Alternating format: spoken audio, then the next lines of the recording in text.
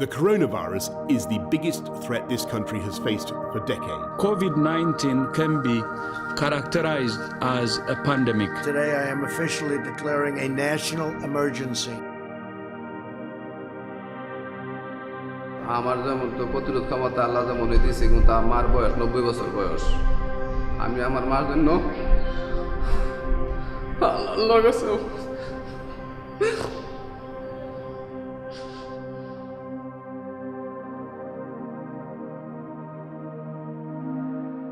লক্ষণগুলো ছিল যেটা আমার যে হালকা কাশি কখন পরপর আসতো, আর কাজের সাথে চিন্তা চেতনা অ্যাডজাস্টমেন্ট করতে পারতাম না, আর গান শক্তি কিছুটা লোপ পেয়েছিল, খাদ্যের গান শক্তিটা কম ছিল। এরকম ছিল অনেক কষ্টের আর কি, এটি করলে বলা যায় না, অনেক কষ্ট আজ পর্যন্ত নেন না, ভালো হয়েছে তো, কিন্তু উঠটা করতে পারি না। আমি সন্ধ্যা থেকেই জ্বর অনুভব করছিলাম এবং এই জ্বর 102-3 এইভাবে প্রায় 10 দিন টানা ছিল। এটা ছিল একটা লক্ষণ।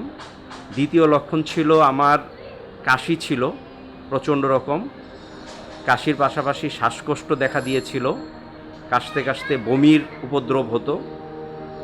এগুলা ছিল মূল সিমটম, আর পাশাপাশি শরীর ব্যথা, দুর্বলতা এগুলোও ছিল লক্ষণের মধ্যে।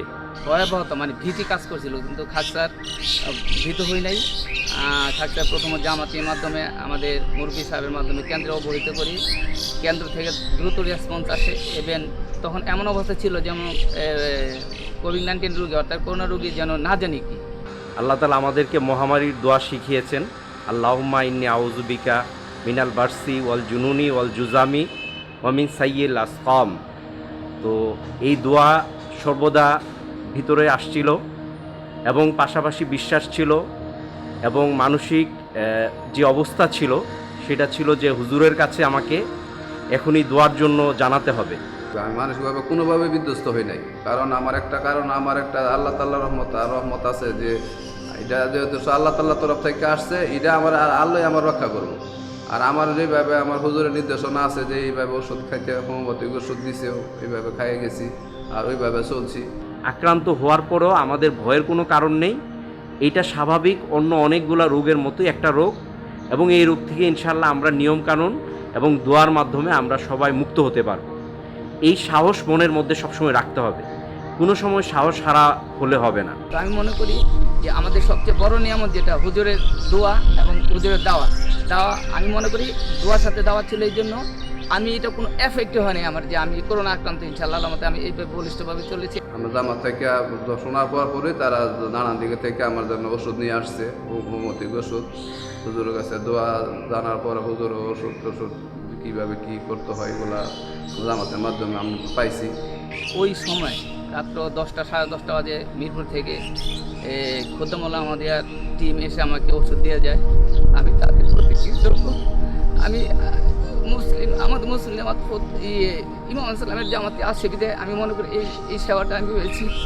আর হুজুরের যে ওষুধ দিয়ে গেছেন সেই ওষুধ আমি মনে করি শুধু ওষুধই নেই, হুজুরের দোয়া ছিল ইনশাল্লাহ। আমি বিন্দুমাত্র বিচলিত হই নাই, দোয়াই করছিলাম, ওষুধ খাচ্ছিলাম ইনশাল্লাহ। আমার আক্রান্তর যেদিন হয়েছিলাম 2 তারিখে পজিটিভ, এরপর দিনই বিকেলবেলা খুদ্দামের মাধ্যমে আমার কাছে হুজুরের সেই ওষুধ পৌঁছিয়েছেন।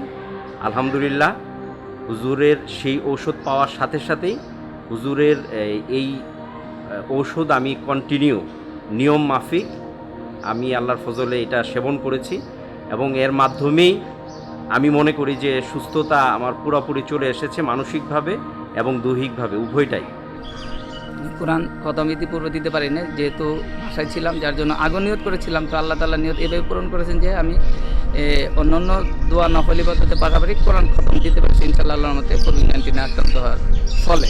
লং দিয়া যে গরম পানিটা এটা আমি গড়গড়া করছি, গরম পানি বাপ নিছি, আর হুজুর ওষুধগুলো আমি হোমিওপ্যাথি ওষুধগুলো আমি সেবন করছি, করার পরে অটোমেটিক আমি আল্লাহর মতে সুস্থ হইতে সক্ষম হয়েছি।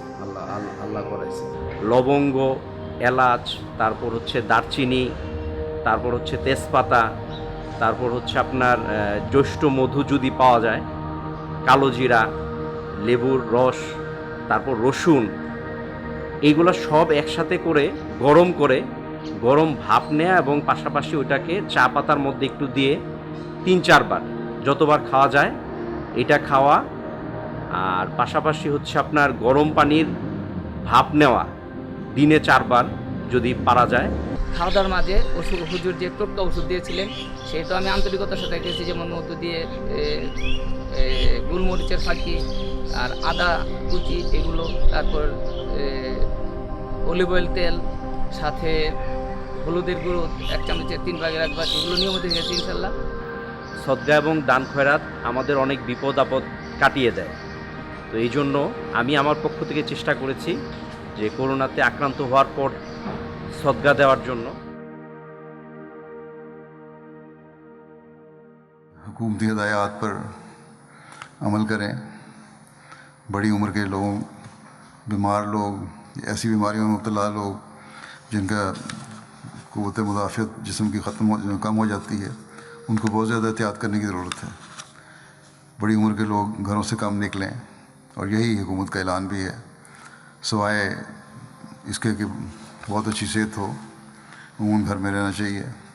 फिर अमूमन डॉक्टर भी आजकल यही कह रहे हैं कि अपनी जिस्म की क़ुव्वत मुदाफ़त बढ़ाने के लिए अपनी आराम को भी पे भी तवज्जो देनी चाहिए। उसके लिए अपनी नींद को पूरा करना चाहिए। अपनी नींद पूरी करें, ख़ुद भी और बच्चे भी। ये बड़े आदमी के लिए 6-7 घंटे की नींद है, बच्चे के लिए 8-9 घंटे या 10 घंटे की नींद है। इस तरफ तवज्जो देनी चाहिए, नहीं कि सारी रात बैठ के टीवी देखते रहे और 12 बजे तक उसके बाद सुबह उठ के तो नमाज पे ना उठ सके, फिर जल्दी जल्दी उठे, चंद घंटों के बाद काम पे जाना है, उसकी मुश्किलात, फिर सारा दिन सुस्ती, फिर कमज़ोरी, फिर काम की थकावट, और इसी वजह से फिर ये बीमारियां जो हैं हमला भी करती हैं। फिर ये भी डॉक्टर आजकल कहते हैं कि पानी बार बार पीना चाहिए। ज़रूरी है कि घंटे बाद, आधे पौने घंटे बाद 1-2 घूंट पी लें। ये भी बीमारी के से बचने के लिए एक ज़रिया है। हाथों को साफ़ रखना चाहिए। अगर सैनिटाइज़र नहीं भी मिलते तो हाथ धोते रहें, और जैसा कि मैंने पहले भी कहा था, कम से कम 5 दफ़ा वज़ू करने वाले जो हैं उनको सफाई का मौका मिल जाता है, उस तरह तवज्जो करें। छींक के बारे में पहले भी मैं कह चुका हूँ, मस्जिदों में भी और आम तौर पे भी, अपने घरों में बैठे हुए भी रुमाल आगे रख के, नाक पे रख के, या अब डॉक्टर कहते हैं बाज़ के बाजू अपना सामने रख के उस पर छींकें ताकि इधर उधर छींटें ना उड़ें। लेकिन आखिरी हरबा दुआ है, और ये दुआ करनी चाहिए कि अल्लाह ताला हम सबको इसके शर से बचाए। उन तमाम अहमदियों के लिए भी ख़ास तौर पर दुआ करें जिनको जो इस बीमारी में मुब्तला हो गए किसी वजह से, या डॉक्टरों को शक है कि उनको भी ये वायरस है। उमूमी तौर पर हर एक के लिए दुआ करें, अल्लाह ताला दुनिया को इस वबा की के असरात से बचा के रखे। जो बीमार हैं उन्हें शिफाए कामिला अता फरमाए, और हर अहमदी को शिफा अता फरमाने के साथ साथ ईमान और इकान में भी मजबूती पैदा करने की तौफीक अता फरमाए।